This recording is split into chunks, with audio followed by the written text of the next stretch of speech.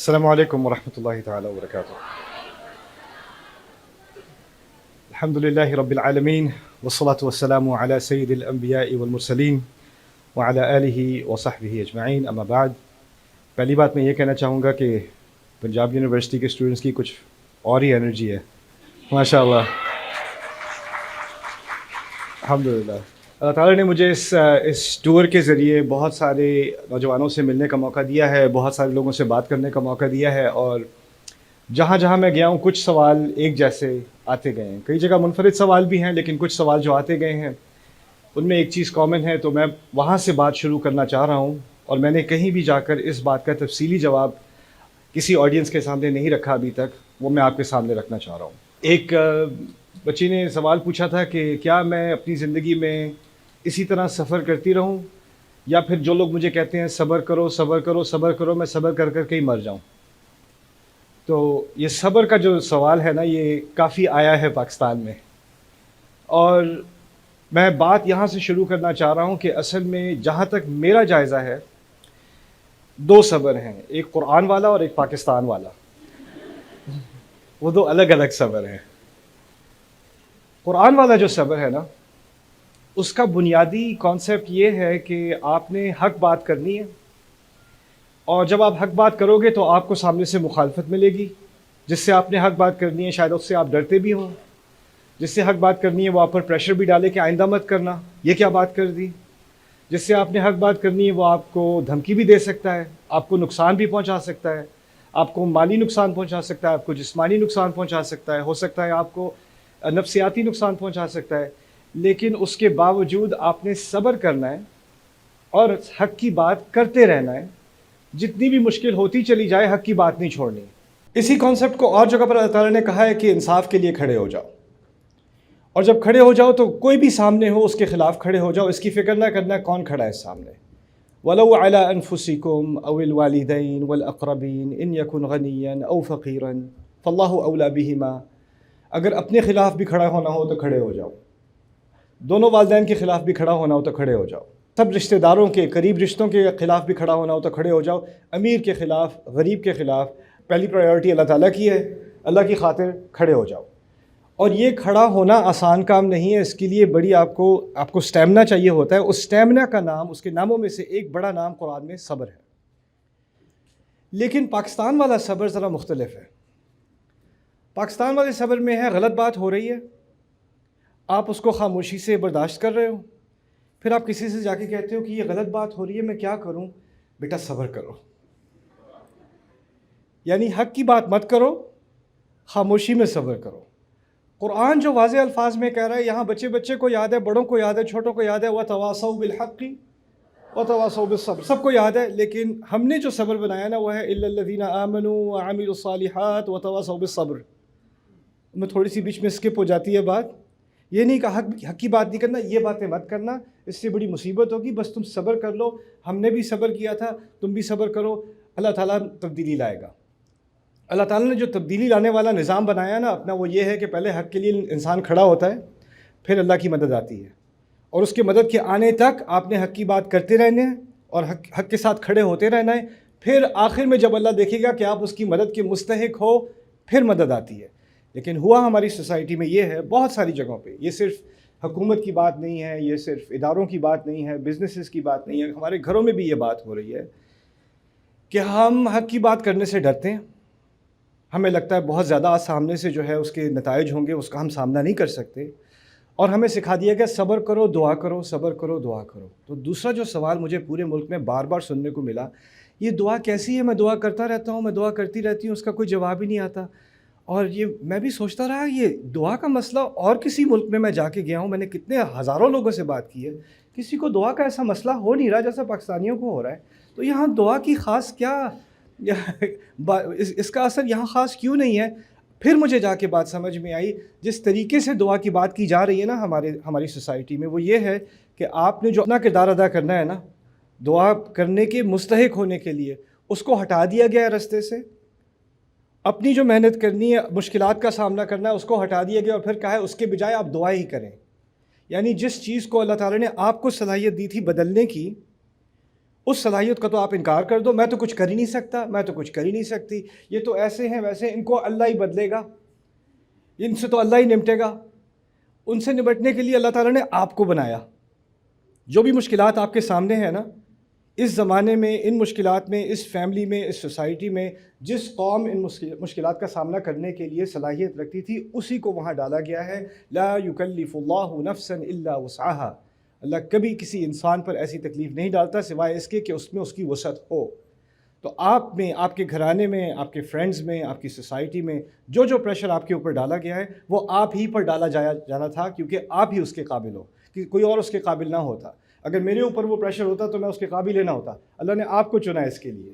تو یہ اپنے بارے میں کہہ دینا نہیں نہیں میں تو کچھ کر ہی نہیں سکتا، بس دعا ہی کر سکتے ہیں اب، اور صبر ہی کر سکتے ہیں، پھر آپ کو دعا اور صبر کا کرائسس ہو جائے گا، اور آپ پھر پوچھنا شروع کر دو کہ یہ پتہ نہیں میری دعائیں اللہ تعالیٰ سنتا کیوں نہیں ہے، وہ مجھ سے کیوں اتنا ناراض ہے۔ یہ ناراضگی کی بات نہیں ہے، یہ آپ کی غلط فہمی کی بات ہے۔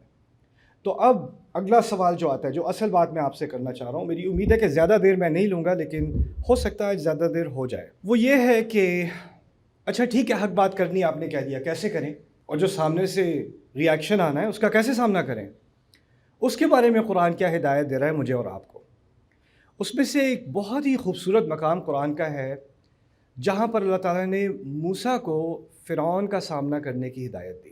اور میں یہ بات اس لیے نہیں کہہ رہا کہ آپ یہ لیکچر سننے کے بعد کہیں ہاں اب میں اپنی ساس سے بات کرنے کو تیار ہوں، کہ وہ مجھے تو پتہ تھا کہ وہ فرعون ہے، استاد نعمان نے کنفرم کر دیا کہ واقعی وہ فرعون ہے۔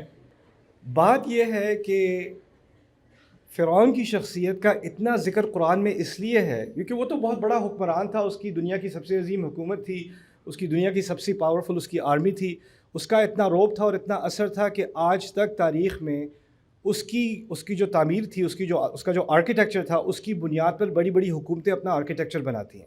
آپ نے کورٹ ہاؤسز میں جو بڑے بڑے ستون دیکھے ہوں گے نا، سیڑھیوں کے سامنے بڑی سیڑھیاں ہوتی ہیں، پھر آگے ستون ہوتے ہیں اور اس کے اندر کورٹ ہاؤس بلڈنگ ہوتی ہے۔ فرانس میں ایسا ہوتا ہے، آسٹریلیا میں ہوتا ہے، امریکہ میں ہوتا ہے، ہر جگہ ہوتا ہے۔ وہ اصل میں فرائض کی تعمیر ہے، وہ ان کا کہنے کا طریقہ ہے کہ ہم نئے فرعون ہیں۔ ڈالر کے اوپر جو ہے وہ احرام بنے ہوئے ہیں، پیرامڈز بنے ہوئے ہیں۔ وہ کیوں؟ کیونکہ ان کو اتنا روب تھا اس قوم کا کہ آنے والی قومیں یہ کرتی تھیں کہ ہم اگلے فرعون ہیں، اتنے امپریس تھے وہ ان لوگوں سے۔ تو ہم سمجھتے ہیں کہ فرعون کی مثال حکومتوں کی مثال ہے، لیکن بات اصل میں یہ ہے کہ ہر انسان کے اندر چھوٹا سا چھوٹا فرعون ہوتا ہے، میرے اندر بھی ہے، آپ کے اندر بھی ہے۔ اور میں یہ نہیں کہہ رہا کہ آپ اپنے آپ کو فرعون آئیڈینٹیفائی کرو، یا اپنے چچا کو، یا اپنے ابو کو، یا اپنے بڑے بھائی کو، یا خالہ کو، یا چچی کو، لیکن اس کی جو ٹیکٹکس تھی نا، جو ترکیب وہ استعمال کیا کرتا تھا لوگوں کو کنٹرول کرنے کے لیے، وہ ایسے ہی نہیں حکومت پہ پہنچ گیا تھا، اس کے پاس کچھ طریقے تھے، اور وہ بہت بڑا جینیس تھا۔ جس مقام پہ وہ پہنچا ہے، اس مقام پہ پہنچنا آسان کام نہیں ہے، اور موسیٰ علیہ السلام جانتے تھے کہ یہ بہت بڑا جینیس ہے، اور جو سیاست میں بہت آگے پہنچ جائے نا، اس کو بات کرنے کا طریقہ آتا ہے، اور اس کو اپنے اپوننٹ کو برباد کرنے کا طریقہ آتا ہے۔ دیکھیں کبھی کبھی ٹی وی پہ ہوتا ہے، آپ کے ہاں تو ویسے بہت سول کانورسیشن ہو رہی ہوتی ہے ٹی وی پہ، میں نے یہی دیکھا ہے، لوگ صرف تمیز سے بات کرتے ہیں، لیکن کسی اور جگہ پہ ہوتا یہ ہے کہ کوئی ایک ایکسپرٹ ہوتا ہے کسی سبجیکٹ میں نا، کوئی پی ایچ ڈی ہے، اس نے 20 سال 30 سال تحقیق کی ہے کسی مضمون پر، اس کو بلایا گیا ہے، اور دوسری طرف جو ٹی وی کا میزبان ہے، جو اس کا ہوسٹ ہے، وہ اس کا انٹرویو کر رہا ہے، لیکن وہ دکھانا چاہ رہا ہے کہ یہ جو ایکسپرٹ ہے نا، اس کو کچھ نہیں پتہ، ٹھیک ہے، اور اصل میں جو انٹرویو کر رہا ہے، اصل بات یہ ہے کہ اسے کچھ نہیں پتہ، لیکن اس کو انٹرویو کی ایسی مہارت آتی ہے کہ وہ ایسے ایسے سوال پوچھتا ہے، پی ایچ ڈی والا بیچارہ اپنا جواب دینے کی کوشش کرتا ہے، اس کی بات کاٹ کے اچھا یہ بتائیں، ویسے آپ تو غلط ہی کہہ رہے ہیں لیکن پھر یہ آپ بھی بتا دیں، اور وہ کہے گا میں تو اچھا چلیں ہم کمرشل بریک کے پاس آتے ہیں، اور وہ 2-5 منٹ میں آپ کو دنیا کو لگے گا کہ جس کے پاس 20 سال کی مہارت ہے وہ بالکل گدھا ہے، اس کو کچھ نہیں پتہ، اور یہ انٹرویو کو سب معلوم ہے۔ یہ ٹیکنیک ہوتی ہے ایک، اور اس ٹیکنیک کو سمجھنے کی بہت ضرورت ہے۔ کمیونیکیشن میں، بات کرنے میں کچھ لوگ ایسے ماہر ہوتے ہیں کہ وہ حق کو باطل بنا دیتے ہیں بات کے دوران، اور باطل کو حق بنا دیتے ہیں، اور جو سننے والے ہوں وہ سارے امپریس ہو جائیں کہ یہ واقعی ایسا ہے۔ دوسری بات یہ ہے کہ اصل میں جو بات ہو رہی ہوتی ہے نا دو لوگوں کی، تو اس میں صرف معلومات نہیں ہوتی، اس میں نفسیات بھی ہوتی ہیں، اس کی چھوٹی سی مثال میں آپ کے سامنے رکھ دوں کہ اگر کوئی لائر ہے، لائر کو، وکیل کو اپنا کیس پریزنٹ کرنا آتا ہوتا ہے. وہ جج کے سامنے آ کر بڑی تفصیل سے اپنا کیس پریزنٹ کرتا ہے, اپوزیشن کا مقابلہ کرتا ہے, یعنی وہ انٹروگیشن کرتا ہے. اس میں بہت کانفیڈنس ہوتا ہے کہ وہ اپنی بات کو کھل کر جج کے سامنے بیان کر سکے. اگر اس میں اس طرح کی بات کرنے کی صلاحیت نہ ہو تو وہ وکیل بن ہی نہیں سکتا. اور وہی وکیل کبھی ہوتا ہے ایسا جس کو اپنے بڑے بھائی سے یا بھابھی سے یا امی سے یا ابو سے ایسی انگزائٹی ہوتی ہے, گھر جا کے اس کی امی کہتی ہیں, کوئی ایک دو باتیں کہتی ہیں, اس کا منہ بند ہو جاتا ہے, اس سے آگے سے بات ہی نہیں کی جاتی. اتنا کیپیبل انسان جس کی اسپیچ سن کے بڑے بڑے امپریس ہو جاتے ہیں, لیکن اس کی زندگی میں کوئی ایسا شخص ہوتا ہے جس کا اتنا اس پر دباؤ ہوتا ہے, وہ دو باتیں کرتے ہیں اور اس کی بولتی بند ہو جاتی ہے, اور پھر وہ آگے سے کہتے ہیں کیا ہوا, جواب نہیں آتا, کیا ہو گیا ہے, کورٹ میں تو بڑی باتیں کرتے ہو, کیا ہوا ہے. کیونکہ کچھ لوگوں کا ایک نفسیاتی اثر ہوتا ہے آپ کے اوپر, جس کو موسیٰ علیہ السلام نے سمجھایا ہے, وَيَضِيقُ صَدْرِي, میرا سینہ تنگ ہو جاتا ہے, وَلَا يَنطَلِقُ لِسَانِي, پھر میری زبان نہیں چلتی. تو فرعون اس معاملے میں ماہر تھا کہ کسی سے بات کرے نا تو اس کا سینہ تنگ ہو جائے اور پھر آگے سے اس کی زبان بھی نہ چلے. یہ باتیں سامنے رکھ کے اب آپ نے ان کچھ آیات کو میں پڑھوں گا, اور ان آیات میں سے جو درس ہم لے سکتے ہیں تھوڑے سے وہ لیں گے, اور پھر آپ کوشش کرو کہ دیکھو آپ کی زندگی میں کیا یہ چیزیں ہو رہی ہیں کہ نہیں. میں یہ نہیں کہہ رہا کہ جو چیزیں یہ آپ کے ساتھ کر رہے ہیں وہ فرعون ہیں, لیکن فرعون کے ذریعے ہم کچھ سیکھ تو سکیں کم از کم. ٹھیک ہے, اللہ تعالیٰ نے کہا موسیٰ علیہ السلام سے کہ فَأْتِيَا فِرْعَوْنَ فَقُولَا إِنَّا رَسُولَ رَبِّ الْعَالَمِينَ أَنْ أَرْسِلْ مَعَنَا بَنِي إِسْرَائِيل. فرعون کے پاس جاؤ اور دو باتیں کہنا.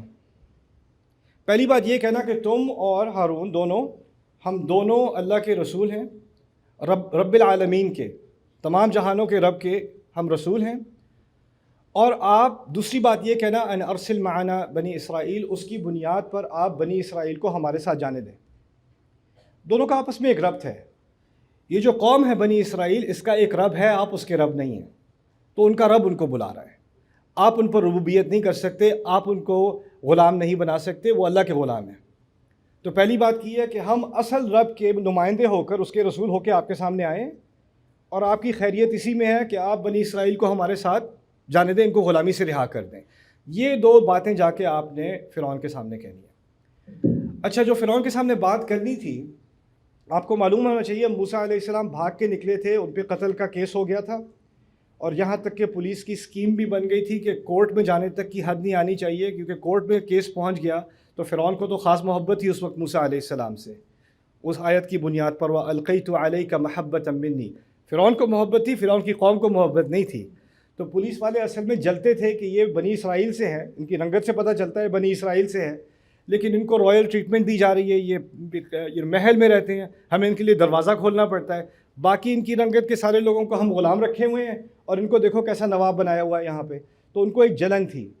تو جب یہ کیس ہوا تو انہوں نے خفیہ طور پہ ایک میٹنگ کر لی تھی, اور اس میں کہا تھا, اس کی ایکسپوز ہو گئی تھی بات, قرآن نے ایکسپوز کر دی, ان الملأ یأتمرون بک لیقتلوک, کہ جو پولیس والے, جو اس کے چیفز ہیں نا, جو پولیس کمشنرز ہیں, انہوں نے آپس میں ایک میٹنگ کر لی ہے کہ وہ آپ کو اریسٹ نہیں کریں گے, وہ آپ کی تلاش میں آپ کو گرفتار کر کے کورٹ میں نہیں لائیں گے, جہاں ڈھونڈیں گے وہیں قتل کر دیں گے, اور قتل کر کے کہیں بعد میں رپورٹ بنا دیں گے کہ جی یہ کچھ ایکسیڈنٹ ہو گیا تھا, رستے میں وہ تلوار کے اوپر گر گئے تھے. اور ایسا ہوتا نہیں ہے ویسے حقیقت میں کسی ملک میں بھی, یہاں بھی نہیں ہوتا کہ پولیس کچھ کرے اور پھر بعد میں کچھ اور رپورٹ بنا دے, لیکن یہ پرانے زمانے کی باتیں ہیں, اس کا ہم سے کوئی تعلق نہیں ہے. تو خیر, اب وہ بھاگ گئے تھے. اب اللہ تعالیٰ کہہ رہے ہیں نہ صرف کہ تم مصر میں جاؤ, لیکن جو حکومتی بلڈنگ ہے اس کے سامنے گارڈز کھڑے ہوں گے, ان کو جا کے کہو میں فرعون سے ملنے آیا ہوں. اور انہوں نے پورے مصر میں سے ہو کے ہارون کے ساتھ علیہ السلام جا کے پہنچنا ہے دروازے پہ, اور کہنا ہے ہمیں فرعون سے بات کرنی ہے. اب دیکھیں, مجھے اللہ تعالیٰ نے موقع دیا ہے مختلف ملکوں میں heads of state, governors, presidents سے ملاقات کرنے کا. اور جب کسی کنگ سے یا پریزیڈنٹ سے یا پرائم منسٹر سے ملاقات کرنی ہوتی ہے نا, تو پہلے آپ کو وہ ایک باقاعدہ اورینٹیشن دیتے ہیں کہ آپ نے ایسے کھڑے ہونا ہے, آپ نے یہاں پہ بیٹھنا ہے, جب وہ آئیں گے تو آپ نے یہ کرنا ہے, آپ نے آپ کو اس ٹائٹل سے پکارنا ہے, اس طرح کرنا ہے, اس طرح کرنا ہے. جیسے میں ملیشیا میں گیا تھا, مثال میں پرلیس ان کا ایک اسٹیٹ ہے, ان کے جو ملک ہیں ان کو توانکو کہا جاتا ہے ملیشین زبان میں.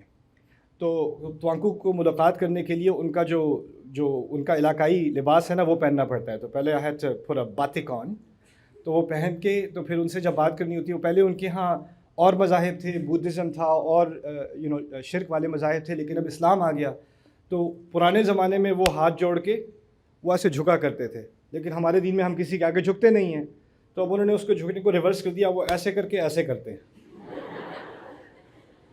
تو رواج رکھ لیا، شرک نکال دیا ہے۔ تو پھر مجھے یہ بھی سیکھنا پڑا، تو یعنی ایک اورینٹیشن ہوتی ہے، ایک پروٹوکول ہوتا ہے۔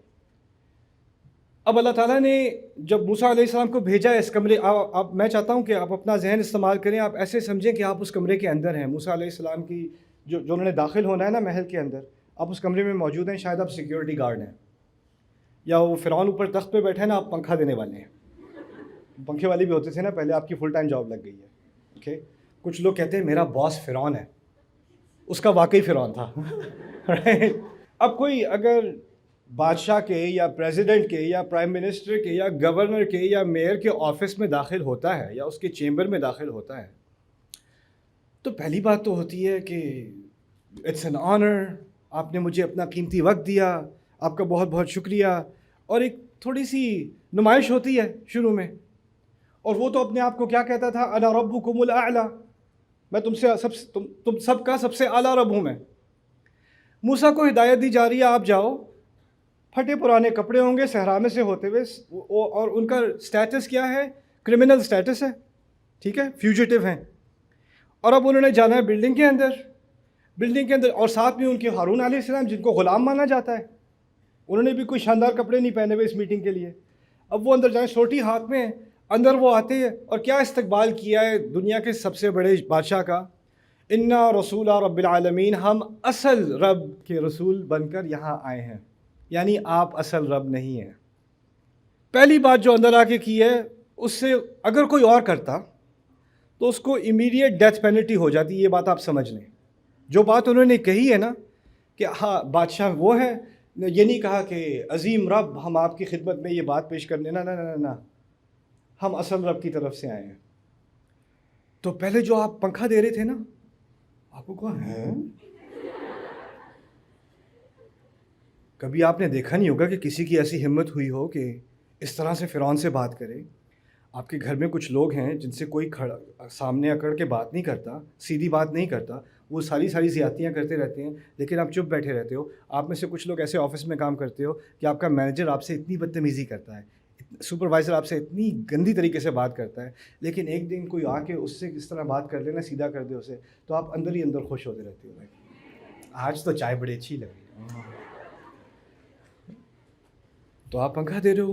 موسیٰ علیہ السلام نے اندر آ کے کہا انا رسول رب العالمین، لیکن یہاں تک بات نہیں رکی، آگے ایک مزید افینس کر دیا، اور کیا کہا، ان ارسل معنا بنی اسرائیل، مطالبہ میں کرنے آیا ہوں، اپنی خیر چاہتے ہو تو کیا کرو، بنی اسرائیل کو ہمارے ساتھ بھیج دو۔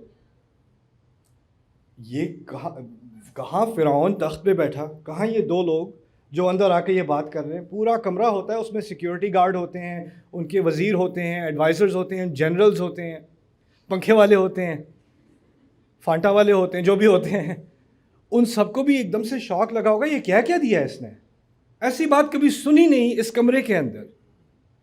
تو آگے سے اب سارے گھور رہے ہیں فرعون کی طرف، یہ کیا کہیں گے، اب کیا ہونے والا ہے۔ یہ بات سمجھ لیں کہ فرعون نے موسیٰ علیہ السلام کو بیٹے کی طرح پالا تھا، بہت محبت دی تھی، اپنے محل میں ان کی پرورش کرائی تھی، تو ان کے جانے سے پہلے خاص محبت تھی فرعون کو موسیٰ علیہ السلام سے۔ لیکن محبت کے مختلف پہلو ہوتے ہیں، فرعون کو ایک طرف موسیٰ سے محبت ہے، ایک طرف اپنے اقتدار سے بھی محبت ہے، اور وہ دونوں چیزوں کو بیلنس کرنا چاہ رہا ہے۔ فرعون اگر کوئی اور ہوتا، جیسے میں بتا رہا تھا، اس کو فوراً قتل کر دیتا۔ اس نے کیا کیا ہے کیسے؟ اب اس بات کو سمجھنے کے لیے، آج کی بات کو سمجھنے کے لیے آپ کے سامنے میں دو باتیں رکھوں گا، وہ دو باتیں آپ نے یاد رکھنی ہیں، اور میں بار بار پوچھتا رہوں گا، زور سے آپ نے جواب دینا ہے۔ موسیٰ علیہ السلام دو باتیں کرنے آئے تھے، کہ وہ رسول ہیں، اللہ کے بھیجے ہوئے رسول ہیں، اس کے لیے مختصر ہم لفظ استعمال کریں گے رسول، تاکہ وہ ساری بات کا خلاصہ ایک لفظ میں آ جائے۔ پہلی بات کیا تھی؟ رسول۔ دوسری بات تھی بنی اسرائیل، یعنی بنی اسرائیل کو چھوڑ دو۔ تو دو لفظوں سے پوری بات سمرائز ہوگی۔ کیا دو باتیں کرنے آئے موسیٰ؟ رسول، بنی اسرائیل، یہی دو باتیں۔ اب دیکھنا فرعون کا ان دو باتوں کا کیا جواب ہوگا۔ بات تو انہوں نے کر دی، آگے سے جواب آ رہا ہے الم نربک فینا ولیدا، کیا میں نے تجھے یہاں پر پرورش نہیں دی جب سے کہ تو بچہ تھا؟ پہلی بات. وَلَبِثْتَ فِينَا مِنْ عُمْرِكَ سِنِينَ، کیا تو نے یہاں اپنی زندگی کے کئی سال نہیں گزارے؟ تیسری بات وَفَعَلْتَ فَعْلَتَكَ الَّتِي فَعَلْتَ وَأَنْتَ مِنَ الْكَافِرِينَ، اور وہ جو تو نے کیا تھا، جو حرکت کی تھی تو نے، کیا تو اس کا ڈینائل کر رہا ہے، اس کا انکار کر رہا ہے کہ تو نے کی تھی؟ اور کافر کا ایک مطلب ہوتا ہے کسی چیز کو ڈینائی کرنا، ایک اور مطلب ہوتا ہے ناشکری کرنا. دونوں مفہوم سمجھ لیں یہاں پہ. کیا انکار کر رہا ہے یا اتنا ناشکرا ہو گیا ہے تو؟ اس طرح سے انہوں نے موسیٰ علیہ السلام سے بات کی. میں پہلے پوچھتا ہوں کتنی باتیں کرنے آئے تھے موسیٰ علیہ السلام؟ کیا 2 باتیں؟ رسول بنی اسرائیل. جب فرعون نے آگے سے جواب دیا ہے تو ان میں سے کسی بات کا جواب دیا ہے؟ نہ. ہوتا یہ ہے کہ آپ کسی سے، میں نے شروع میں کہا تھا نا، حق کی بات کرنی ہے پھر آگے سے صبر کرنا ہے. بات وہاں سے شروع ہوئی تھی، اس کو ذہن میں رکھنا ہے. جب آپ حق کی بات کرنے آتے ہو آپ کی بات 1 پوائنٹ ہوتی ہے یا 2 پوائنٹ ہوتے ہیں، کوئی لمبی تقریر نہیں ہوتی. لیکن جس کو فرعون کی ٹیکٹکس آتی ہیں نا، وہ پتہ کیا کرتا ہے؟ آپ کی بات کا جواب دینے کے بجائے وہ ایسی بات کرتا ہے جو آپ کو شرمندہ کر دے اور پورا مضمون ہی بدل جائے اور آپ کو یاد بھی نہ رہے کہ آپ کیا بات کرنے آئے تھے. اچھا آگے سے کہہ دیا اچھا تم بچے تھے جب یہاں پہ تھے. اس کا کیا مقصد ہے؟ کہنے کا یہ مقصد ہے کہ جو حق بات تم کرنے آئے ہو یہ بہت بڑی بدتمیزی ہے. تمہیں خیال نہیں، تمہیں لحاظ نہیں کہ کتنے احسان تم پر کیے جا چکے ہیں اور تم یہاں کئی سال رہ چکے ہو. تمہیں پتہ ہونا چاہیے کہ یہاں تمیز کا کیا مطالبہ ہوتا ہے، تمہیں کیسے بات کرنی چاہیے، تمہیں لحاظ کرنا چاہیے. تم کتنے ناشکرے ہو گئے ہو. آف کورس یہ بات تو پرانے زمانے میں ہوتی تھی. اب کسی سے آپ حق بات کریں تو وہ آپ کو شرمندہ نہیں کرتے اور وہ آپ کو اپنے احسانات یاد نہیں دلاتے اور وہ الٹی بات آپ پر نہیں ڈال دیتے کہ اصل غلطی تمہاری ہے، تم نے منہ کیوں کھولا، تمہاری مجال یہ کہ تم اس طرح کی بدتمیزی کرو، اتنے نافرمان بنو، یہی دن دکھانے تھے مجھے. یہ چیز تو پرانے زمانے آپ کے ہاں نہیں ہوتی. تو یہ جو ٹیکٹک استعمال ہوتی ہے نا، بہت زیادہ زبردست چیز ہوتی ہے یہ. اور اس کے بعد انسان پہ کیا اثر ہوتا ہے؟ سوری. وہ جو بات کرنے آتے پہلے ہمت کر کے آج میں ابو سے یہ بات کر کے رہوں گا، 2 باتیں میں نے کرنی ہے. جا کے 2 باتیں کرنے گئے، 2 منٹ بعد اچھا یہ دن دکھانے تھے مجھے، یہ سکھاتا ہے تمہارا اسلام، ایسے آگے سے بدتمیزی کرتے ہیں، اس لیے تمہاری فیسیں بھری تھیں، اس لیے یہ کیا تھا، اس لیے وہ کیا تھا. اس بچے کو پتہ نہیں وہ بات کرنے کیا گیا تھا. 2 باتیں کرنے آئے تھے. کیا 2 باتیں تھیں؟ ایک اور بات سمجھ لو. ایک تو کہا بدتمیزی کر رہے ہو، دوسرا کہا ناشکری کر رہے ہو. تو بدتمیزی کا حوالہ دیا جائے گا، ناشکری کا حوالہ دیا جائے گا. پھر ایک تیسری بات وَفَعَلْتَ فَعْلَتَكَ الَّتِي فَعَلْتَ وَأَنْتَ مِنَ الْكَافِرِينَ، وہ جو حرکت تو نے کی تھی اس کا کیا ہوگا ہے؟ مجھے آ کے بتائے گا میں کیا غلط کر رہا ہوں. اپنے پیچھے ریکارڈ دیکھا ہے؟ ذرا رپورٹ لے کے آنا، دکھاؤ ذرا ان کو دیکھو. یعنی آپ کوئی صحیح بات کرنے لگو گے تو جس کو فرعون کی یہ تدبیر آتی ہے نا، وہ کہے گا اچھا آپ صحیح بات کریں گے، آپ کب سے فرشتے بنے؟ کروم کاسٹ پہ لگاتے ہیں، ساری فیملی کو دکھاتے ہیں آپ کیا کر رہے تھے 3 سال پہلے، یہ دیکھ لیں. یعنی آپ نے جو غلطی کی ہو، جب بھی آپ کوئی صحیح بات کرنے لگو آپ کو اپنی غلطی یاد دلا کے دبا کے کیونکہ آپ اب ایک شخصیت نہیں رہے، آپ چلتی پھرتی غلطی ہو، آپ اس غلطی سے زیادہ کچھ نہیں ہو. تو جب بھی آپ کوئی صحیح بات کرنے لگو تو آپ کو تم کون ہوتے ہو صحیح بات کرنے والے؟ تم نے تو یہ کیا وہ کیا، تم بڑا اپنے آپ کو پرفیکٹ سمجھتے ہو، دیکھو ذرا ان کو. تو یہ جو طریقہ ہوتا ہے نا کسی کی غلطی پکڑ کے بار بار اس کو اس کی غلطی یاد دلانا تاکہ وہ دب کے رہے. جب وہ صحیح حق کی بات بھی کرنے لگے، نہیں وہ اس بات کا مستحق نہیں ہے کیونکہ اس سے غلطی ہو چکی ہے. عجیب بات یہ ہے رسول نے وعدہ کر دیا علیہ الصلوۃ والسلام، ایک گارنٹی دے دی، کلو بنی آدم خطاء یا خطاؤن، تمام اولاد آدم کی غلطی کرتے رہتے ہیں، غلطی ہر انسان سے ہوتی رہتی ہے. اور خیر الخطائین التوابون، جو بہترین ہیں غلطیاں کرنے والے وہ توبہ کرتے رہتے ہیں. تو اللہ تعالیٰ کا ایک نظام ہے، انسان سے غلطی ہوتی ہے وہ توبہ کرتا ہے آگے بڑھتا ہے، غلطی ہوتی ہے توبہ کرتا ہے آگے بڑھتا ہے. اللہ پچھلی والی غلطیاں معاف کر دیتا ہے، انسان معاف نہیں کرتے، انسان نوٹ لیتے ہیں یہ بعد میں کام آئے گی. یہ کبھی یہ انسان اگر اپنی عزت نفس کے لیے کھڑا ہو گیا یا کبھی کسی حق بات کے لیے کھڑا ہو گیا تو ایک سیکنڈ میں ذرا اپنی فائل کھول لوں، ہاں یہ ادھر بتانا ذرا، آپ آگے سے بےزتی کرنا کسی کی، اس کی غلطی بار بار نکال کے اس کو ریڈیوس کرنا، یہ فرعون کا طریقہ تھا۔ یہ قرآن نے اس لیے ذکر نہیں کیا کہ ہمیں بہت قدیمی شخصیت کے بارے میں کوئی معلومات مل جائیں۔ ہر بات میں اللہ تعالیٰ وہ ہدایت دیتا ہے جو ہمیشہ کے لیے آپ کو، جب آپ حق کی بات کرو گے تو آپ کہا ہے نا وَتَوَاصَوْا بِالْحَقِّ وَتَوَاصَوْا بِالصَّبْرِ، تو اب اس کو سمجھنے کی کوشش کریے۔ اس کی ایک پریکٹیکل مثال ہے یہ کہ دیکھیں آپ نے حق بات کرنی ہے تو آگے سے جو آپ کو سننے کو ملے گا نا تو وہ حق کی بات کہیں غائب ہو جائے گی، آپ کا دماغ کہیں اور ہی چلا جائے گا۔ لیکن موسیٰ علیہ السلام نے بھی یہی کہا تھا کہ جب مجھ سے یہ ایسی بات کرے گا تو میرا سینہ کیا ہوگا؟ تنگ ہو جائے گا، مجھ سے جو بات میں کرنے آیا تھا وہ مجھ سے کہیں کر ہی نہیں جائے گی، کیونکہ اگر آپ کا سینہ تنگ ہو جائے نا تو آپ نے صحیح بات بھی کرنی ہے وہ منہ سے نہیں نکلتی، آپ کا فلو ختم ہو جاتا ہے، آپ کی لاجک ختم ہو جاتی ہے، دماغ کے وہ دروازے بند ہو جاتے ہیں۔ اصل چیز اب یہ سمجھ لیں آگے بڑھنے سے پہلے، وہ یہ ہے کہ ایک طرف بات ہو رہی ہے عقلی، موسیٰ بات کر رہے ہیں عقلی، فرعون نے بات کرنی ہے جذباتی۔ دو مختلف میدان ہیں، ایک عقل کا میدان ہے اور ایک کون سا میدان ہے؟ جذبات کا۔ جو حق کے ساتھ ہوتا ہے نا اس کو جذبات کے استعمال کرنے کی ضرورت نہیں پڑتی، کیونکہ اس کے ساتھ حق ہے، وہ عقلی بات کرتا ہے۔ جس کے پاس حق نہیں ہوتا نا اس کو جذبات کا استعمال کرنے کی ضرورت پڑتی ہے، اور وہ چاہتا ہے کہ آپ عقل کا میدان چھوڑ کے، کیونکہ اس میدان میں وہ کھیلے گا تو میچ ہار جائے گا، تو وہ کوشش کرتا ہے کھینچ کے آپ کو عقل کے میدان سے لا کے کہاں لے آئے؟ جذبات کے میدان میں۔ ایک دفعہ اس میدان میں آپ آ گئے، میچ ختم۔ تو آپ نے عقل کی بات پہ رہنا ہے، اس نے جذبات کی بات پہ رہنا ہے، لیکن وہ اتنے ماہر ہوتے ہیں کہ وہ 2 منٹ میں آپ کو جذبات کے میدان میں لے آتے ہیں اور پھر بات ختم ہو جاتی ہے۔ یہی فرعون کی ٹیکٹک ہے، تو اس نے یہ ٹیکٹک استعمال کی، ان کو شرمندہ کرنے کی، ان کی غلطی یاد دلانے کی، ان کو نافرمان کہنے کی، ان کو ناشکرہ کہنے کی، یہ ساری چیزیں اس نے استعمال کی۔ چلو اب تو یہ میرے میدان میں آ گیا، اب کیا کرے گا؟ آگے سے موسیٰ علیہ السلام نے جو جواب دیا ہے نا یہ واقعی اللہ تعالیٰ کے معجزوں میں سے ہیں۔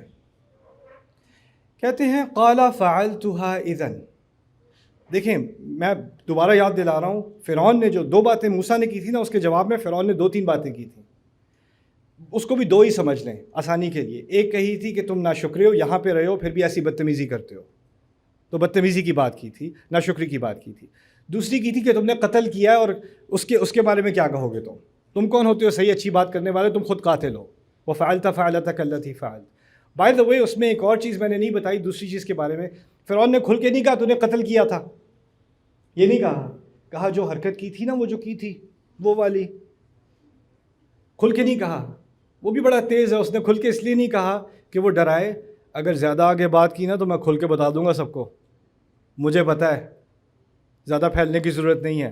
تو کچھ لوگ ہوتے ہیں ان کے پاس معلومات ہوتی ہیں، وہ آپ کو آ کے کہتے ہیں وہ جو چیز تھی نا وہ نہیں بھولنا، وہ والی 2 باتیں اس نے کی، ان کو پورے سبجیکٹ سے، پورے مضمون سے ہٹانے کی۔ اب بات سننا موسیٰ علیہ السلام کی، کہتے ہیں فعلتها اذن، جس حرکت کا آپ ذکر کر رہے ہیں، جس غلطی کا آپ ذکر کر رہے ہیں وہ میں نے کی تھی اس وقت۔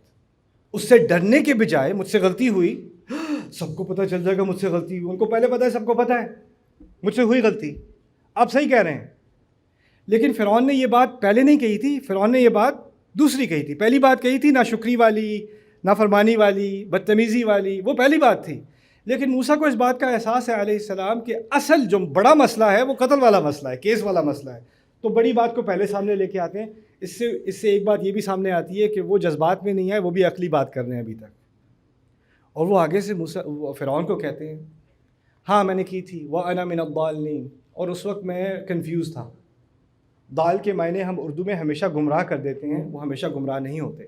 ضلع کے معنی میں کنفیوژن کے معنی بھی آتے ہیں، کسی چیز کو صحیح سے نہ سمجھ سکا ہو کوئی تو اس کو بھی ضال کہا جاتا ہے۔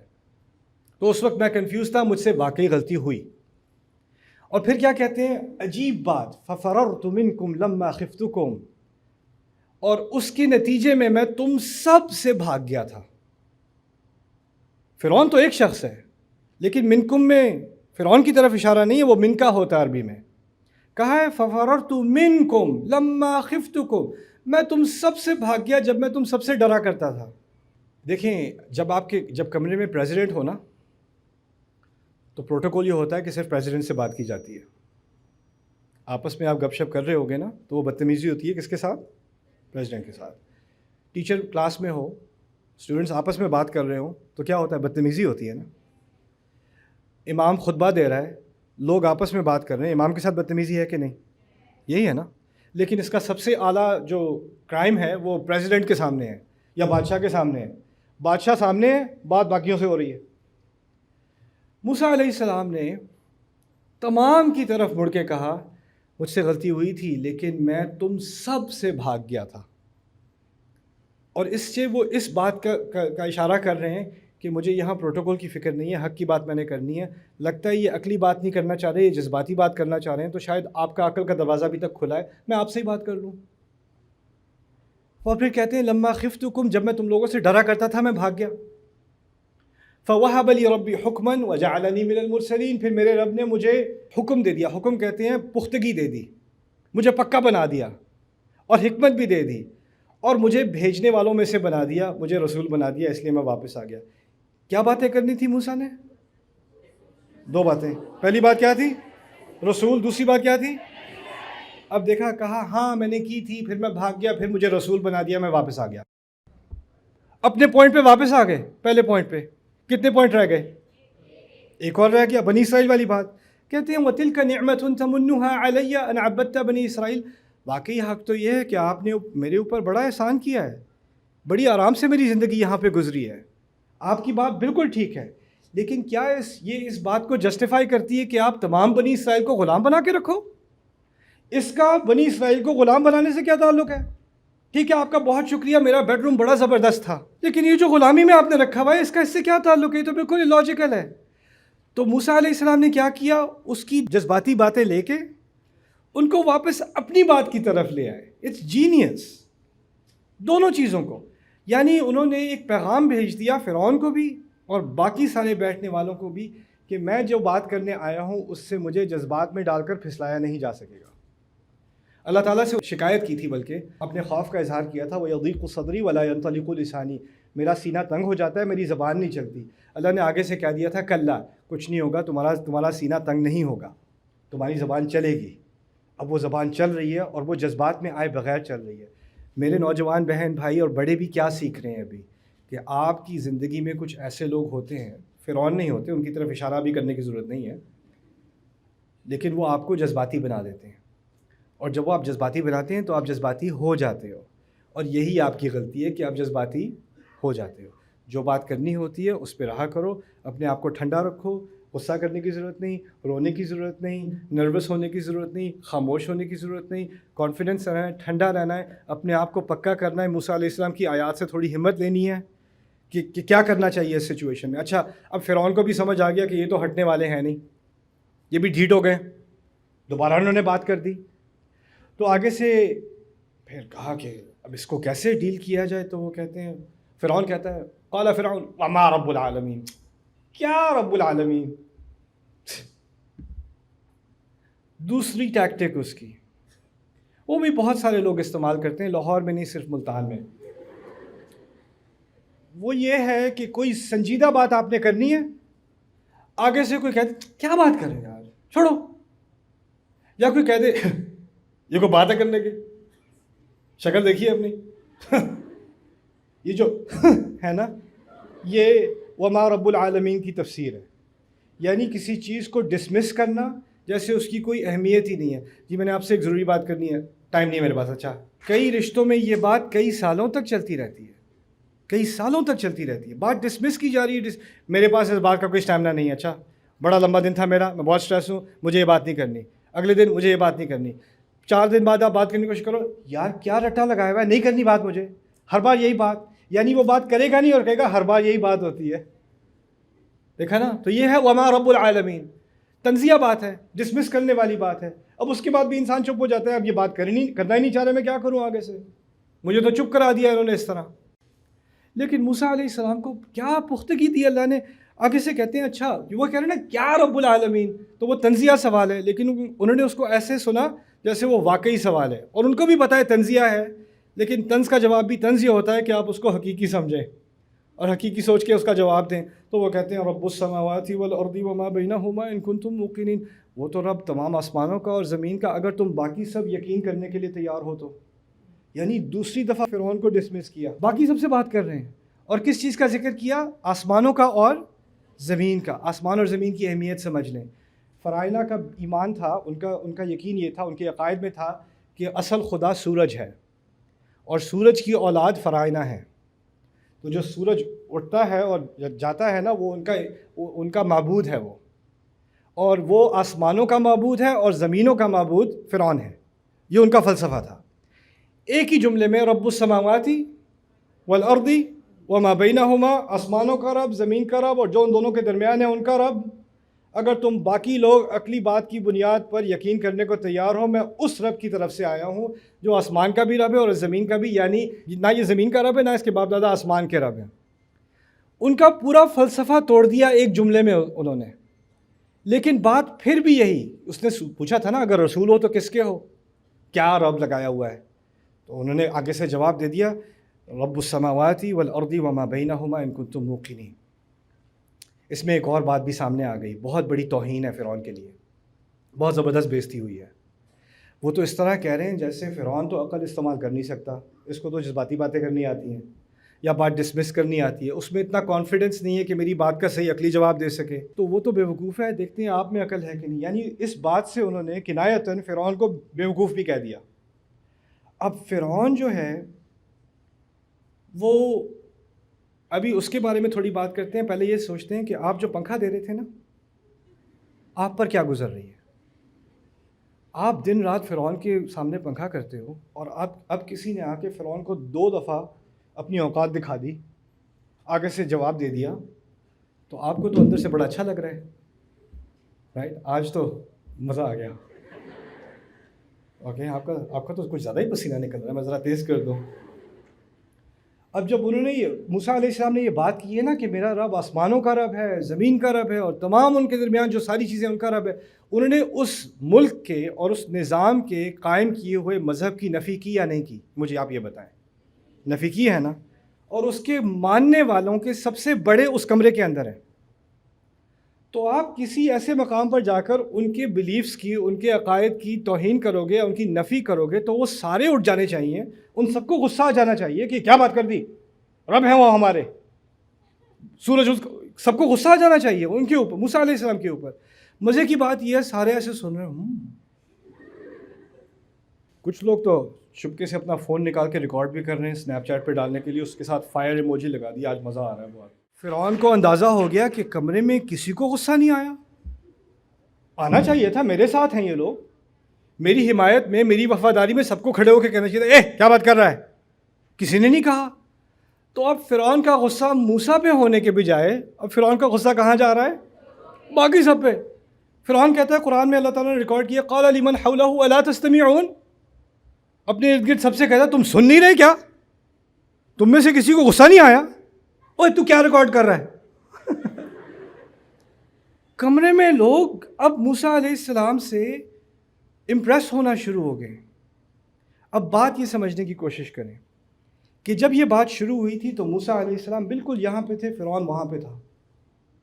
1-2 جملے ہوئے اور فرعون کا مقام اپنے ہی محل کے اندر نیچے ہو رہا ہے، اور آہستہ آہستہ موسیٰ کا مقام اونچا ہو رہا ہے. اس کے اندر، اس کمرے کے اندر بیٹھے ہوئے لوگ اب آہستہ آہستہ موسیٰ علیہ السلام سے امپریس ہونا شروع ہو گئے.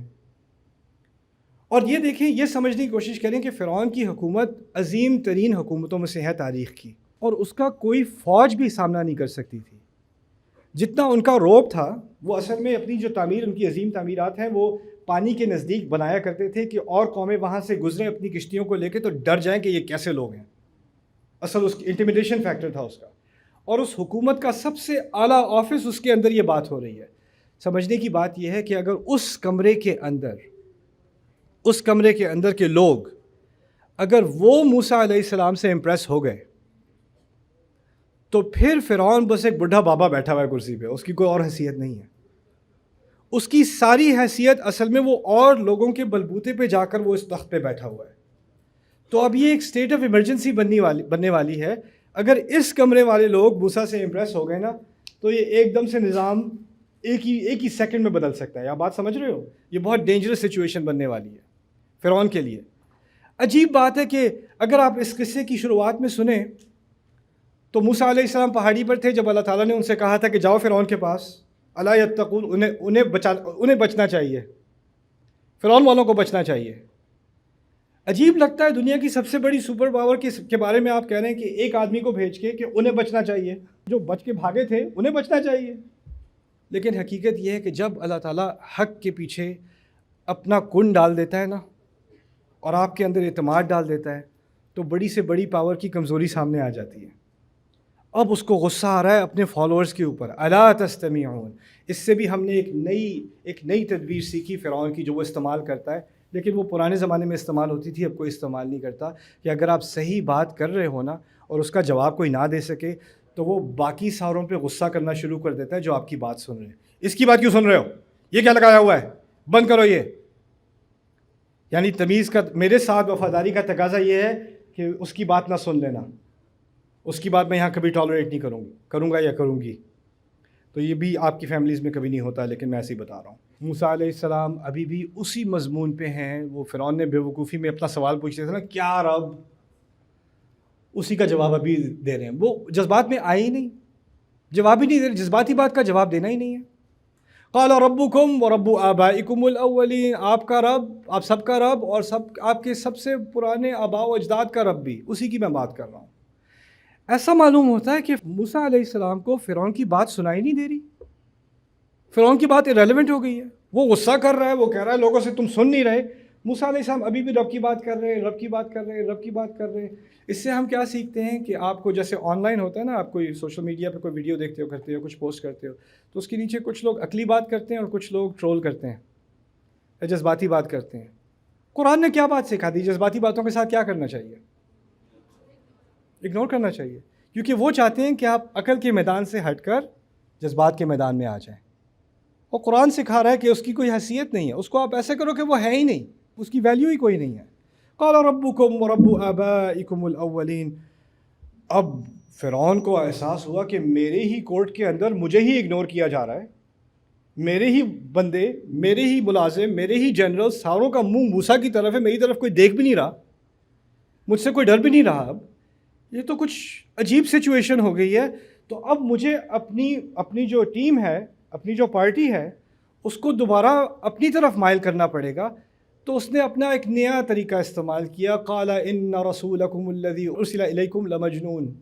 یہ جو رسول ہے نا تمہارا، جو تمہاری طرف بھیجا گیا ہے، میری طرف تھوڑی، تمہاری طرف، جو تمہاری طرف بھیجا گیا یہ رسول ہے، یہ پاگل ہے، لمجنون، قسم سے پاگل ہے۔ لام القسم بھی کہا جاتا ہے اسے، میں قسم سے کہہ رہا ہوں یہ پاگل ہے۔ پاگل کہنے کی ضرورت کیا تھی؟ پاگل کہنے کی ضرورت تب ہوتی ہے جب اس کی بات سے لوگ متاثر ہونے لگیں، تو آپ کو اس سے ہٹانے کے لیے اس کے بارے میں کہنا پڑتا ہے کہ یہ پاگل ہے۔ اور اس کے پاگل کہنے میں آپ یہ بات بھی سمجھ لیں کہ جو بات موسیٰ علیہ السلام کر رہے ہیں نا، اس کی ایک تنقید نہیں کی ابھی تک، اس کا ایک جواب نہیں دیا، موسیٰ کی شخصیت پہ آ گئے ہیں، یہ تو پاگل ہیں۔ تو ہوتا یہ ہے کہ آپ کوئی حق بات کر رہا ہوتا ہے نا، تو ایک بات ہوتی ہے اور ایک شخصیت ہوتی ہے۔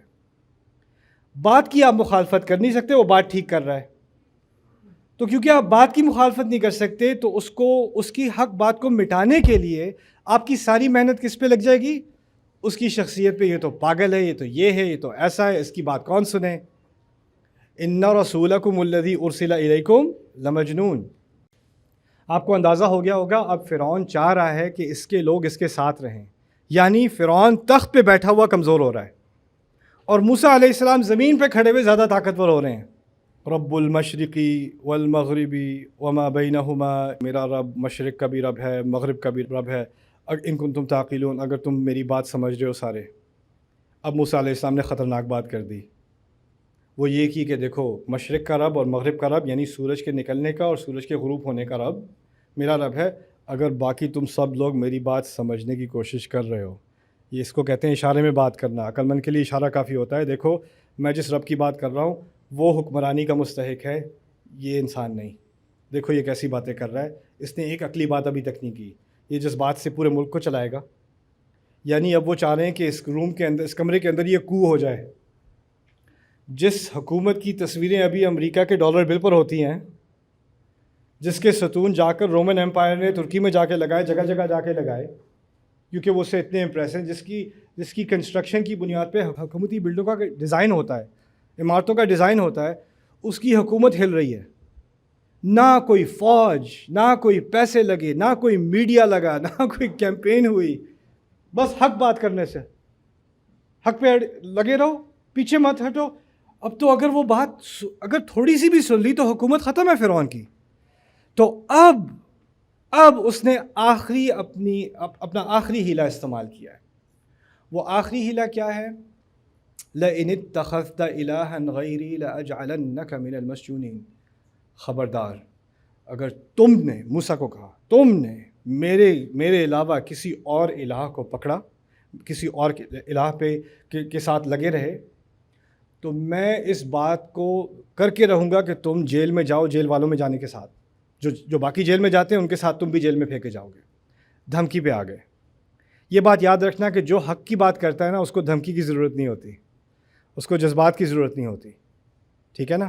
جس نے دھمکی دے کر بات منوانی ہے نا، اس نے پہلے ہی اس کی شکست ہو چکی ہے۔ اصل میں آخری جو ہیلا ہوتا ہے نا انسان کا شکست سے پہلے، وہ ہوتا ہے کہ میں فورس استعمال کر لوں۔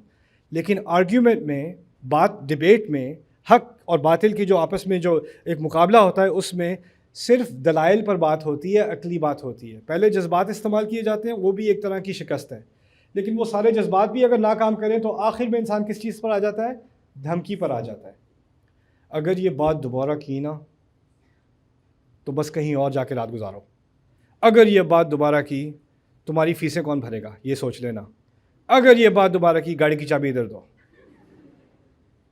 فون دو اپنا، یہ کرو وہ کرو، پھر سے کوئی یہ بات، پھر سے کر یہ بات پھر سے۔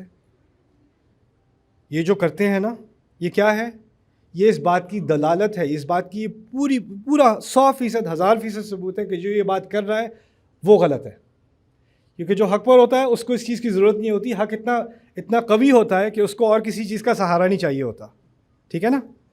تو یہاں جب اس نے یہ بات کی تو صرف موسیٰ علیہ السلام پر بھی یہ بات واضح نہیں ہو گئی، تمام اس کے کورٹ روم پہ یہ بات واضح ہو گئی کہ اب فرعون ہار چکا ہے۔ اور اب موسیٰ علیہ السلام کو بھی پتہ چلا اگر انہوں نے دوبارہ بات کرنے کی کوشش کی تو کیا ہوگا؟ جیل میں پھینکے جائیں گے۔ شروع میں میں نے کہا تھا فرعون کو محبت تھی، اب محبت بھی کم ہونے لگی ہے۔ کیوں؟ کیونکہ جتنی بھی کسی کو محبت ہونا، جب ان کا کنٹرول ختم ہو رہا ہونا تو وہ جو ظاہری محبت تھی وہ بھی ختم ہونی شروع ہو جاتی ہے، کیونکہ انسان کو یا آخر میں یا کسی سے محبت ہے یا اپنے اقتدار سے محبت ہے۔ تو اس کو جتنی محبت اس کو اپنے اقتدار سے تھی اتنی موسیٰ سے نہیں تھی، یہاں تک کہ بہت بعد میں جا کے اس نے یہ بھی کہا قرآن میں، ذرونی اقتل موسیٰ ولیدعو ربہ، چھوڑو مجھے، میں خود ہی موسیٰ کو قتل کروں گا، پکار لے وہ اپنے رب کو۔ وہ بعد میں جا کے بات ہوئی، لیکن خیر اس بات کو اب مکمل کرتے ہیں۔ موسیٰ علیہ السلام نے آگے سے کہہ دیا اچھا ٹھیک ہے، میں کچھ اور نہیں کہتا، بات تو ختم۔ لیکن جانے سے پہلے اولو جئتک بشیء مبین، میں اگر کوئی چیز آپ کو دکھا دوں جس سے بات واضح ہو جائے، میں کچھ کہوں گا نہیں، دکھا دیتا ہوں، کچھ لے آتا ہوں سامنے۔ تو فرعون بھی کہتا ہوگا سوٹ کیس تو ساتھ آیا نہیں کوئی، ایک بھائی ہے ساتھ، ایک سوٹی ہے ساتھ، کیا لے کے آئے گا؟ تو اس نے بھی بڑے گھمنڈ میں آ کے کہہ دیا فَأْتِ بِهِ إِن كُنتَ مِنَ الصَّادِقِينَ، لے آؤ، بڑے سچ بولنے والے ہو اگر تو لے آؤ، دیکھ لیں کیا لاؤ گے۔ پھر موسیٰ علیہ السلام نے کیا کیا ہے؟ میں وہ سانپ والی بات سے پہلے میں ایک تھوڑا سا آپ کو سائٹ پہ قصہ سنا دوں۔ یہ تقریباً بہت سالوں پہلی بات ہے۔ بروکلن میں ایک پرانی سی بلڈنگ تھی نیو یارک میں، وہاں میں عربی پڑھا رہا تھا۔ اس طرف خواتین تھیں، ایکچولی اس طرف خواتین تھیں، اس طرف مرد حضرات تھے، اور میں کھڑا اسٹیج پہ میں عربی پڑھا رہا تھا۔ پرانی بلڈنگ تھی تو اس میں چوہوں کا مسئلہ تھا۔ تو اللہ کی ایک عجیب مخلوق، ایک چوہا، وہ لیڈیز سائڈ سے نکلا سامنے سے، اور یہاں آ کے وہ کھڑا ہو گیا لیڈیز سیکشن کے سامنے، اور لیڈیز کو جیسے وہ خطبہ دینے کے لیے تیاری کر رہا ہے، وہ آگے نہیں ہلا۔ اور میں عربی پڑھا رہا ہوں، میں نے نوٹ ہی نہیں کیا کہ وہاں چوہا کھڑا ہے، اور یہاں پہ جو مرد ہیں وہ سارے اس چوہے کو دیکھ رہے ہیں اور بڑے خوش ہو رہے ہیں۔ میں دیکھا تو وہاں وہ چوہے صاحب کھڑے ہوئے ہیں سامنے۔ اب میری نظر وہاں گئی تو جو سامنے لیڈیز تھیں ان کی نظر کہاں گئی؟ وہ بھی چوہے پہ گئی۔ اس دن مجھے اندازہ ہوا کہ عورتیں بھی اذان دیتی ہیں۔ اللہ، کوئی کرسی پہ چڑھی ہوئی ہے، دادی اماں کرسی پہ چڑھی ہوئی ہے، ایک وہ قیامت کا منظر ہے نا، ترى الناس سکارى وما هم بسکارى، لائک آپ دیکھیں گے لوگ شراب پیے ہوئے ہیں لیکن وہ وہ شراب پیے ہوئے نہیں ہے، نشے میں نہیں ہے. ایسی حالت، وہاں قیامت کا دن شروع ہو گیا لیڈیز سیکشن میں. اور وہ چوہا اپنی جگہ سے وہ دیکھ رہا ہے تماشا، وہ اپنی جگہ کھڑا ہے اور وہاں پہ. اور میں بھی کہوں یار، مجھے پھر اسی وقت خیال آیا کہ دیکھیں آپ کو میں نے جاب پکڑائی تھی نا پنکھے والی، اس ہال کے اندر موسیٰ علیہ السلام نے اپنی سوٹی پھینکی ہے. اس کی 3 خصوصیات قرآن نے بتائی ہیں. پہلی خصوصیت ہے حیّۃ، حیّۃ فإذا ہی حیّۃ تسعیٰ. حیّہ کہتے ہیں کوبرا کو، جس کے سامنے سے دانت نکلے ہوتے ہیں، اس کے ڈسنے سے موت آ جاتی ہے. تو یعنی اس کے دانت ہیں اور اس کا منہ کھلا ہوا ہے. حیّہ اصل میں حیات سے نکلا ہے. حیات کس کو کہتے ہیں؟ زندگی کو. حیّہ یعنی وہ زندگی لینے والا. جب اس کا منہ کھل جاتا ہے نا تو زندگی ختم ہونے والی ہے نا، تو اس کو حیّہ کہا جاتا ہے تعبیر میں. دوسری اس کی مثال دی ہے قرآن نے ثعبان. ثعبان کہتے ہیں ایسے بڑے اژدہا کو جو چھوٹے جانوروں کو نگل سکتا ہے. تو ایک طرف جو کوبرا ہوتا ہے وہ دبلا ہوتا ہے اور ثعبان جو ہے وہ موٹا ہوتا ہے. قرآن نے یہ جو سانپ بنایا ہے نا، یہ اور ہی اسپیشیز ہے. یہ دونوں کی ایک کمبینیشن ہے اور اتنی خطرناک ہے کہ اس کے بارے میں تیسری جو خصوصیت قرآن نے بتائی ہے وہ جان ہے، یعنی جن معلوم ہوتا ہے. یہ تو دنیا کی مخلوق معلوم ہی نہیں ہوتا. تو یہ کوئی چوہا نہیں تھا جو کمرے میں آ گیا، یہ ایک بہت بڑا سانپ اژدہا جو انسان کو بھی نگل لے، اور اس کے دانت نکلے ہوئے ہیں سامنے سے، اور پھر وہ تسعیٰ، وہ گھومتا پھر رہا ہے. آپ اندازہ کرو اگر آپ کی وہاں جاب تھی تو آپ کیا کرو گے اس وقت؟ I quit. فرعون بھی اپنے تخت پہ چڑھ گیا ہوگا، سارے پورے کمرے میں. پہلے موسیٰ علیہ السلام کے الفاظ کی وجہ سے انہوں نے کمرے پر اپنا غلبہ کر لیا تھا. اور اب ایک چیز اس ڈیمونسٹریشن کے ذریعے اب ساری آنکھوں پر بھی غلبہ ہے. پہلے کانوں پر غلبہ تھا، اب آنکھوں پر بھی غلبہ ہے، اب دلوں پر بھی غلبہ ہے. خوف بھی آ گیا، پہلے امپریس ہوئے تھے، اب ڈر بھی گئے سارے. اور پھر سوال پیدا ہوتا ہے، ذہن میں آیا ہوگا کبھی، اللہ تعالیٰ نے اتنا بڑا سانپ موسیٰ علیہ السلام کو دیا، یہ ساری ڈیبیٹ کی ضرورت ہی نہیں تھی. شروع میں آتے ساتھ ہی کچھ کہے بغیر اس نے آگے جا کے ایک دفعہ مارا تھا، فرعون ختم، باقی سارے مان جاتے. اذا جاء نصر اللہ والفتح. لیکن ایسا اللہ تعالیٰ نے نہیں کیا. کیوں نہیں کیا؟ کیونکہ اللہ تعالیٰ نے انسانیت کو ہدایت دینی ہے. آپ کو سانپ نہیں پکڑایا جائے گا تاکہ آپ اپنے چچا کا سامنا کر سکیں. آپ نے الفاظ استعمال کرنے ہوں گے. یہی بات ہے نا. تو اصل معجزہ جو موسیٰ کو دیا گیا تھا نا، وہ الفاظ کا تھا. اب آخری بات کی، میں نے کہا تھا لمبی بات ہو جائے گی. آپ لوگ ٹھیک ہو؟ نہ بھی ہوتے تو میں نے بولنا تھا. خیر دیکھ لیں، اب یہ جو سارا معاملہ ہوا ہے، تو جو جرنیل بیٹھے ہوئے ہیں، جو سیکیورٹی گارڈ بیٹھے ہوئے ہیں، جو پنکھے والے سارے جو کمرے میں ہیں، وہ اب کس سے 100% امپریس ہو چکے ہیں؟ موسیٰ علیہ السلام سے. اب جب وہ اتنے امپریس ہو چکے ہیں تو اب فرعون تو ختم بالکل. تو اس نے اپنی آخری تدبیر استعمال کی ہے، وہ سب سے خطرناک تدبیر ہے. وہ تدبیر اگر استعمال نہ کرتا نا تو اس نے اس دن نہیں بچنا تھا. آخری چیز رہ گئی تھی اس کے پاس. اب دھمکی سے کام نہیں چلے گا، اب ان کو پاگل کہنے سے کام نہیں چلے گا، ان کو شرمندہ کرنے سے کام نہیں. وہ ساری تدبیر استعمال کر چکا، ساری ضائع ہو چکی. اب اس کے ہتھیار ختم ہوتے چلے جا رہے ہیں، اس کے پاس ایک ہی رہ گیا ہے بس استعمال کرنے کو. اور یہ بڑا عظیم ہیلا ہے، بڑی عظیم تدبیر ہے. یہ تدبیر سمجھنے کے لیے میں آپ کو ایک مثال دیتا ہوں. آپ لوگ میرے بھائیوں برا نہیں ماننا، میں آپ کی حمایت میں بھی بعد میں مثال دوں گا. یہاں نہیں ہوتا، ملتان میں ہوتا ہے. میاں بیوی ہیں. شوہر جو ہے وہ بیوی کی قدر نہیں کر رہا، اس سے بدتمیزی سے بات کرتا ہے، اس کی ہر چیز کا مذاق اڑاتا ہے، اسے برا بھلا کہتا ہے. وہ سمجھتی ہے شاید کیونکہ میں بدصورت ہو گئی ہوں اس لیے، تو وہ کوشش کرتی ہے کہ میں ذرا اپنا حلیہ بھی ٹھیک کر لوں، شاید کچھ بدل جائے گا. تو وہ پھر میک اپ کرتی ہے، اچھے کپڑے کرتی ہے، بال ٹھیک سے کرتی ہے، ان کا فیوریٹ ڈنر بناتی ہے، کینڈل لائٹ لگاتی ہے، بچوں کو جلدی سلا دیتی ہے. وہ آفس سے تھکے ہوئے آتے ہیں، وہ اپنی اینک بھی اتار دیتی ہے بیوی. پھر دروازہ کھلتی ہے، شوہر اندر آتا ہے، شوہر دیکھ کے کہتا اینک اتارنے سے اچھی لگنے لگو گی. تو وہ آگے سے کہتی نہیں، اینک اتارنے سے آپ اچھے لگتے ہیں. تو جو بیوی ہے وہ اپنی دو سہیلی سے بات کر رہی ہے، تو میری بات کو اگنور کرتے ہیں، مجھے ہر وقت انسلٹ کرتے رہتے ہیں، میری کسی چیز کی قدر نہیں کرتے، اور یہ سالوں سے چل رہا ہے، مجھ سے نہیں رہا جا رہا، مجھ سے نہیں رہا۔ وہ سہیلی سے بات کر رہی ہے، سہیلی کہہ رہی ہے آپ اس کو کنفرنٹ کریں، آپ بات کریں، آپ بات کریں، اور کہتی ہے آج میں بات کر کے رہوں گی۔ تو اب وہ دروازہ کھولا تو شوہر جو ان کا ہے وہ آئس کریم لے کے کھڑا ہوا ہے، وہ جنگ کے لیے تیار، وہ آئس کریم لے کے، یہ دیکھو میں کیا لے کے آیا ہوں، یاد ہے یہ والی آئس کریم؟ وہ بھی کہتی ہے جی یاد ہے، اور پھر بیٹھ کے وہ پہلی دفعہ پارک میں بیٹھ کے کھائی تھی نا وہ، ہاں جی چلو وہاں چل کے کھاتے ہیں، چلیں۔ اور پھر بعد میں سہیلی سے بات، سہیلی کہتی ہے کیا ہوا، کنفرنٹ کیا؟ نہیں اصل میں ان پہ نا کام پہ بہت پریشر ہوتا ہے تو اس لیے وہ کبھی کبھی وہ غصہ کر جاتے ہیں، لیکن وہ بہت پیار کرتے ہیں، اصل میں ایسی کوئی بات نہیں ہے، پتہ ہے وہ آئس کریم بھی لے کے آئے تھے آج، پتہ ہے اب وہ والی۔ اب وہ بیوی کے دماغ میں آتا ہے کہ یہ تو بدل گئے ہیں، یہ تو پرانے والے ہو گئے ہیں جیسے ہوتے تھے وہ، تو وہ بڑی خوشی خوشی سوتی ہے رات کو، صبح اٹھتی ہے تو شوہر کہتا ہے میں آج دیر سے واپس آؤں گا، کال مت کرنا۔ تو وہ حیران پریشان، یہ ہوا کیا، رات کو تو میری زندگی بدل گئی تھی، یہ دوبارہ واپس کیوں آ گئے اس طرف؟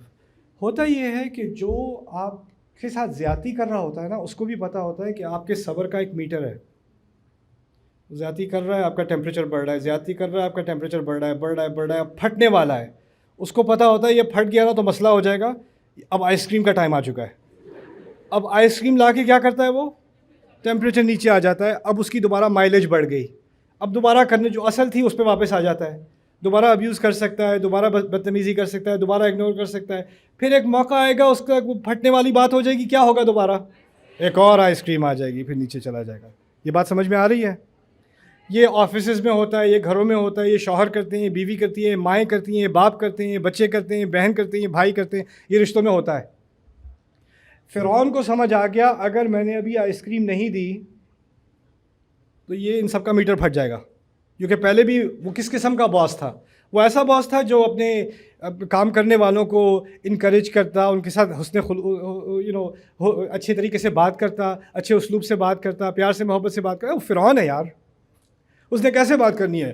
وہ کہتا الیس لی ملک مصر وہذہ الانہار تجری من تحتی، یہ پورا مصر کا ملک میرا نہیں ہے، یہ سارے دریا میرے پیروں کے تلے نہیں چلتے، میں اور میں۔ اس نے کبھی کسی کو اکنالج کرنا نہیں۔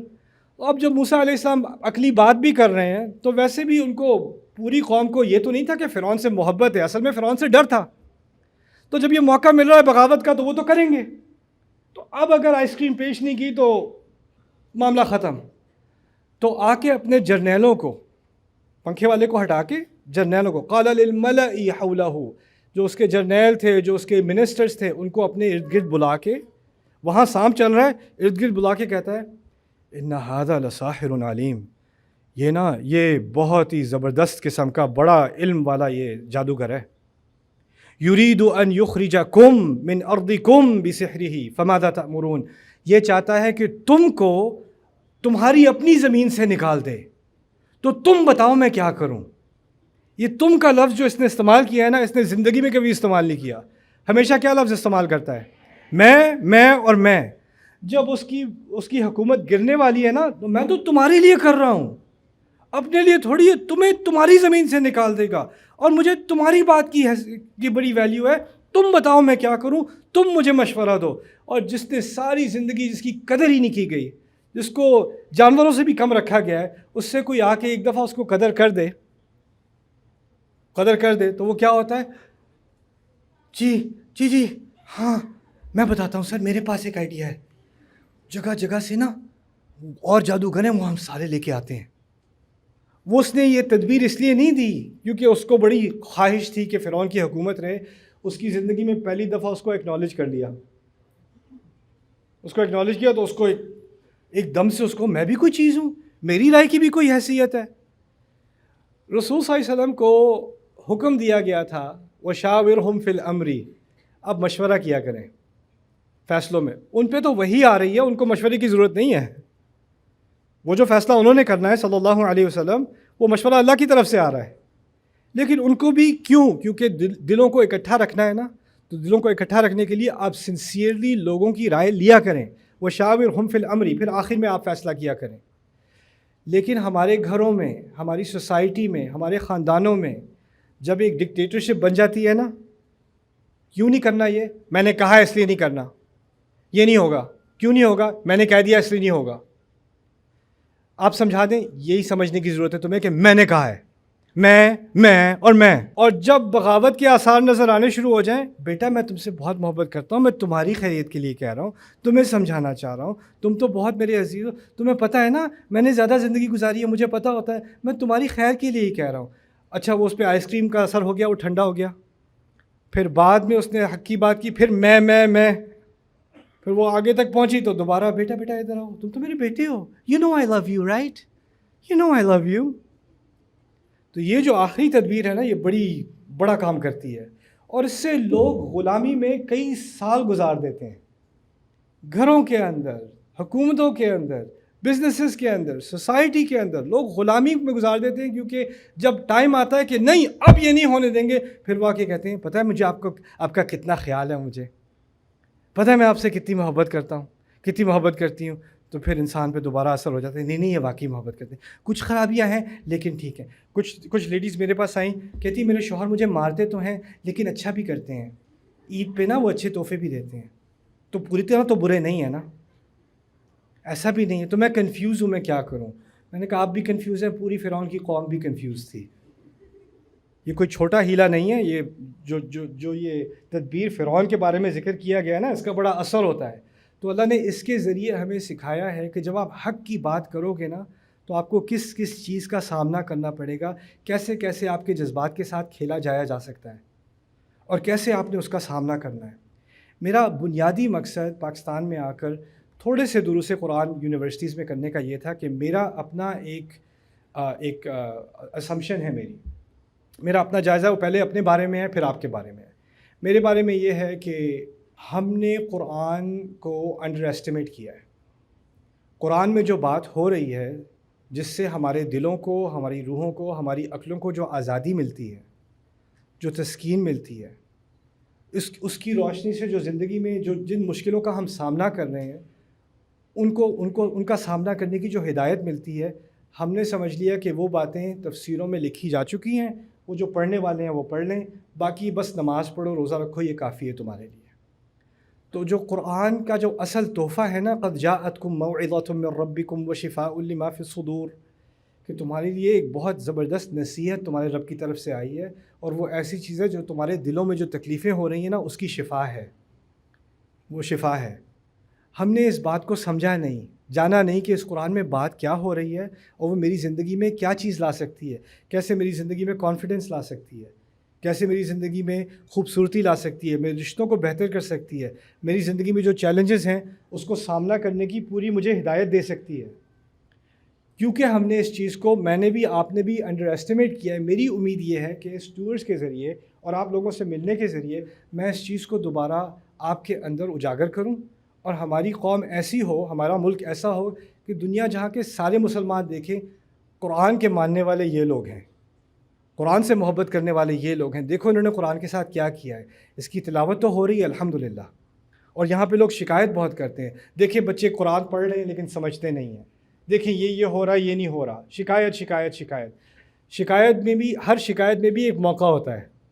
اگر ہمارے ہاں ہزاروں لاکھوں بچے قرآن پڑھ رہے ہیں تو یہ ایک بری بات نہیں، یہ ایک اچھی بات ہے، بس اس میں ایک مزید اچھائی کی، اضافے کی ضرورت ہے۔ اب اگر ان کو قرآن کا سمجھنا بھی تھوڑا سا ہم اس کو فراہم کر دیں، کمپلین کرنے کے بجائے یہ سمجھتے ہیں نہیں، تو اگر آپ ایک انسٹیٹیوشن کو بھی لے لیں، ایک گاؤں کو بھی لے لیں، 100 بچوں کو بھی لے لیں، اور ان کے لیے کوئی ایک پلان بنا دیں کہ 1 سال کے اندر ان کو موسیٰ علیہ السلام کا قصہ سمجھ آنا شروع ہو جائے، ان کو بقرہ تھوڑی بہت سمجھ آنی شروع ہو جائے، ان کو قرآن کے جو بنیادی دروس ہیں جو ایک نوجوان کو چاہیے، وہ پورا قرآن بھی ایک سال میں سمجھنا ہے، کچھ چیزیں سمجھ میں آنی شروع ہو جائیں، تو آپ دیکھو گے کہ اس کی شخصیت میں، اس کی زندگی میں، اس کے آنے والے رشتوں میں، اس کی آنے والی جاب میں، سب میں ایسی تبدیلی آئے گی کہ اس سے تو انشاءاللہ ہمارا پورا ملک بدل جائے گا، پورا ملک بدل سکتا ہے۔